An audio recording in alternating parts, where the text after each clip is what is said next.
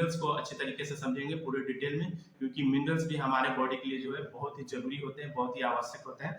तो मिनरल्स होता क्या है, ये एक तरह का अकार्बनिक पदार्थ होता है जो प्राकृतिक रूप से पाया जाता है और हमारे शरीर के लिए जो है ये बहुत ही जरूरी होता है, एक तरह से बहुत ही आवश्यक होता है। ना सिर्फ हमारे इम्यून सिस्टम को सपोर्ट करता है, हमारा रोग प्रतिरोधक क्षमता को सपोर्ट करता है, उसके अलावा जो है हमारे बोन्स को भी बहुत सहायता करता है, हमारे ब्रेन को सुचारू रूप से चलाने में जो है मिनरल्स का बहुत योगदान होता है। उसके साथ साथ जो हमारी हार्ट है, जो दिल है, उसको प्रॉपर तरीके से फंक्शन करने में जो है हेल्पफुल होता है। मसल्स को अच्छे तरीके से वर्क कराने में जो है मिनरल्स का यूज होता है, और हार्मोनल इम्बैलेंस को भी बहुत हद तक जो है कंट्रोल करने में जो है मिनरल्स हेल्पफुल होते हैं। और ग्लूकोज का लेवल जो है आपके ब्लड में जो है उसको मेंटेन करने में भी जो है बेहतर होता है। और ये एक तरह से सिग्नल जो ट्रांसमिट होता है, सिग्नल्स जो नर्वस सिस्टम से पूरे बॉडी में जो ट्रांसमिट होता है जो सिग्नल, उसमें भी बहुत ज्यादा जो है मिनरल्स का यूज होता है। तो जैसे एंटीऑक्सीडेंट जो होता है एक तरह का पदार्थ है जो हमें सेल को जो है डैमेज होने से बचाता है, ठीक है, तो उसको रोकता है। तो जैसे एंटीऑक्सीडेंट का एग्जांपल मैं अभी क्यों बता रहा हूँ, मैं आपको समझ में आएगा। तो एंटीऑक्सीडेंट का एग्जांपल जैसे आपका बीटा कैरोटीन हो गया, ल्यूटीन हो गया, लाइकोपेन हो गया, सेलेनियम और विटामिन सी और ई, ये सब जो है हमें कहाँ से मिलते हैं, तो फ्रूट से, जो हमारा जो फल वगैरह है उससे मिलता है, और वेजिटेबल जो सब्जियां वगैरह हम लोग खाते हैं उससे मिलता है। अब हम लोग चलते हैं डिटेल्स में मिनरल्स का, वो मैं एंटीऑक्सीडेंट क्यों वहां पे बताया आपको आगे समझ में आएगा। तो कैल्शियम जो होता है वो भी एक तरह का मिनरल्स होता है, ये हमारे हमारे बोन्स के लिए, हमारे टीथ के लिए, जो हमारे दांत के लिए, हमारी हड्डियों के लिए जो है ये बहुत ही आवश्यक होता है। ज्यादातर जो कैल्शियम हमारी जो है हड्डियां और दांत में ही जो स्टोर होती हैं, तो कैल्शियम भी एक तरह का मिनरल्स है। उसी तरीके से इलेक्ट्रोलाइट्स जो होता है वो भी एक तरह का मिनरल्स ही होता है। हमारे बॉडी में तरल पदार्थ की जो कमी होती है, जैसे कि अभी आप लोगों ने एरोबिक एक्सरसाइज किया, तो इसमें क्या हुआ कि इसमें पानी आपके साथ आपके बॉडी से जो पसीना निकला, उसके साथ सिर्फ पसीना ही नहीं, उसके साथ इलेक्ट्रोलाइट्स भी आपके बॉडी से निकले। इलेक्ट्रोलाइट्स जैसे कि आपका सोडियम, पोटेशियम, मैग्नीशियम और क्लोराइड, ये सब इलेक्ट्रोलाइट्स होते हैं। और जब आप एक्सरसाइज कर रहे थे, एरोबिक एक्सरसाइज कर रहे थे, तो उस समय जो है पानी जो आपके बॉडी से निकल रहा था, एक तरह से डिहाइड्रेट हो रहे थे, तो इनकी भी कमी होती है, ठीक है। तो ये जो होते हैं मैग्नीशियम, सोडियम, पोटेशियम और क्लोराइड, ये एक तरह के इलेक्ट्रोलाइट्स होते हैं, और ये भी इलेक्ट्रोलाइट्स भी मिनरल होता है। उसी तरीके से आयोडीन जो है, आयोडीन भी बहुत सारे जो है फ्रूट्स में आपको मिलता है, ठीक है, और ये हमारे थायराइड हार्मोन्स जो होता है उसको बेहतर करने में जो है ये बहुत ज्यादा हेल्पफुल होता है आयोडीन। और उसके साथ साथ जो ये आपके मेटाबॉलिक एक्टिविटी को कंट्रोल करने में भी बहुत ज्यादा सहायक होता है। मेटाबॉलिक एक्टिविटी कहने का मतलब ये होता है जो खाना पचाने की जो दर होती है हमारे शरीर के अंदर में, जो एक केमिकल प्रोसेस होता है जिसके दौरान जो है फूड से एनर्जी में कन्वर्ट होता है, जो ऊर्जा जो बनती है उसी को मेटाबॉलिज्म कहते हैं। तो इसमें भी जो है आयोडीन का बहुत ज्यादा यूज होता है, बहुत ज्यादा रोल होता है। उसके साथ साथ जो आयरन जो होता है, आयरन भी एक तरह का मिनरल होता है, ठीक है।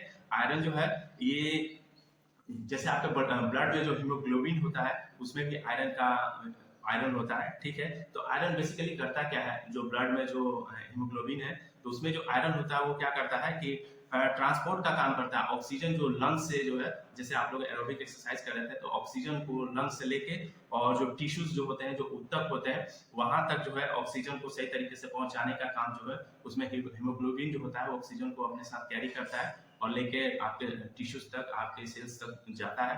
तो हमारा जो आयरन है वो भी बहुत ही ज्यादा जरूरी होता है, और ये मसल्स को भी प्रॉपर ऑक्सीजन मिलता है ड्यूरिंग एरोबिक या कोई भी फिजिकल एक्टिविटी, उसमें भी ये बहुत ज्यादा हेल्पफुल होता है। और सेल्स के ग्रोथ में, उनके डेवलपमेंट में और फंक्शन में भी जो है आयरन जो है बहुत ज्यादा हेल्पफुल होता है। अब हम लोग बात करेंगे मैग्नीशियम, ये भी एक तरह का मिनरल होता है, और ये जो है बहुत सारे खाना में मिलता है, बहुत तरह के फ्रूट्स में मिलता है। और ये क्या करता है, ये रेगुलेट करता है मसल्स और नर्व्स जो होता है उसके फंक्शंस को ना बहुत अच्छे तरीके से रेगुलेट करता है, और शुगर लेवल को सही तरीके से बनाए रखने में जो है आपका मैग्नीशियम बहुत हेल्पफुल होता है। प्लस ब्लड प्रेशर में भी सुचारू रूप से काम करता है ये, ठीक है। और मल्टीविटामिन में तो आप लोग जानते ही हैं कि मल्टीविटामिन में विटामिन प्लस मिनरल्स दोनों ही होते हैं। जो हम लोग सप्लीमेंट यूज करते हैं, जो न्यूट्रिशन के फॉर्म में हम लोग लेते हैं, तो उसमें ना सिर्फ विटामिन होता है मल्टीविटामिन में, बल्कि उसमें मिनरल्स भी होता है। और आज हम लोग मिनरल्स के बारे में ही जान रहे हैं। तो अब हम लोग अगला मिनरल्स जो है वो है फास्फोरस। पर phosphorus chairs for good health. तो फास्फोरस बेसिकली करता क्या है? फास्फोरस क्या करता है? आपके बोन हेल्थ को सही रखने में बहुत ज्यादा हेल्पफुल होता है। आपकी हड्डियां जो है उसको सही रखने में जो है फास्फोरस बहुत ज्यादा हेल्पफुल होता है। प्लस आपका जो ब्लड वेसल जो होता है या मसल जो होता है वो प्रॉपर तरीके से काम करे, उसमें बहुत ज्यादा सहायक होता है।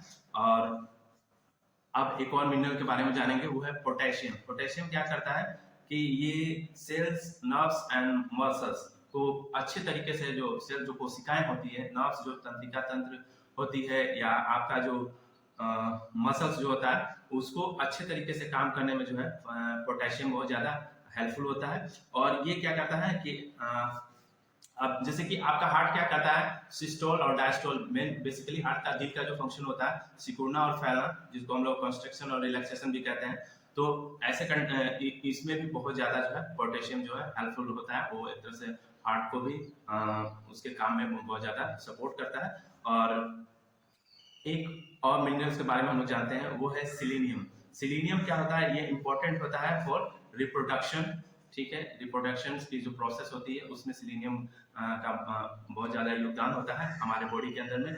और स्टे हेल्दी रहने के लिए भी जो है सिलीनियम हमें बहुत जरूरी होता है। और थायराइड अच्छे तरीके से फंक्शन करे, अच्छे तरीके से कार्य करे, उसमें भी सेलेनियम का यूज होता है। प्लस हमारा जो डीएनए का जो प्रोडक्शन होता है, जो डीएनए उसको बोलते हैं, सेल्स के अंदर जो डीएनए होते हैं उसमें डिफरेंट डिफरेंट तरह के जीन्स होते हैं। जीन्स पे आपका कैरेक्टर डिसाइड होता है। कहने का मतलब कि डीएनए के प्रोडक्शन में भी जो है सेलेनियम का बहुत ज्यादा जो है रोल होता है।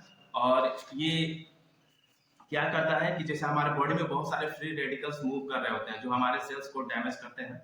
ठीक है, तो वैसे में क्या करता है कि फ्री रेडिकल्स, या जिसको हम लोग आसान सी भाषा में कहें, जो अनस्टेबल एटम्स होते हैं या मॉलिक्यूल्स होते हैं जो सेल्स को डैमेज करने का काम करते हैं, तो उनको पकड़ पकड़ कर न्यूट्रलाइज करने में भी जो है ये बहुत ज्यादा हेल्पफुल होता है। एक और मिनरल्स को जानते हैं, वो है सोडियम। सोडियम जो है ये बना होता है सोडियम प्लस क्लोराइड से। ठीक है, और ये हमारी बॉडी की आवश्यकता होती है। और ये हमारे नर्वस और जो तंत्रिका तंत्र होती है और मसल्स जो होता है उसको सही तरीके से कार्य करने में जो है ये बहुत ज्यादा हेल्पफुल होता है। और एक और मिनरल जानते हैं, वो है जिंक। ये लास्ट आज का मिनरल्स है। इस जिंक जो है, जिंक आपको हेल्दी रखने में बहुत सहायक होता है। और सेल्स को जो है, ये जिंक जो है सेल्स की बहुत ज्यादा रिक्वायरमेंट होती है। ठीक है, ये आपके इम्यून सिस्टम को रोगों से लड़ने में बहुत सहायक होता है, जैसे बैक्टीरिया, वायरस जो आपके बॉडी में इंटर कर जाते हैं किसी न किसी जरिए से, तो उनसे लड़ने में भी जो जिंक बहुत हेल्पफुल होता है। और हमारे बॉडी की ग्रोथ और डेवलपमेंट में, हम हमारी बॉडी के विकास में बहुत ज्यादा जो है जिंक जो है सहायक होता है।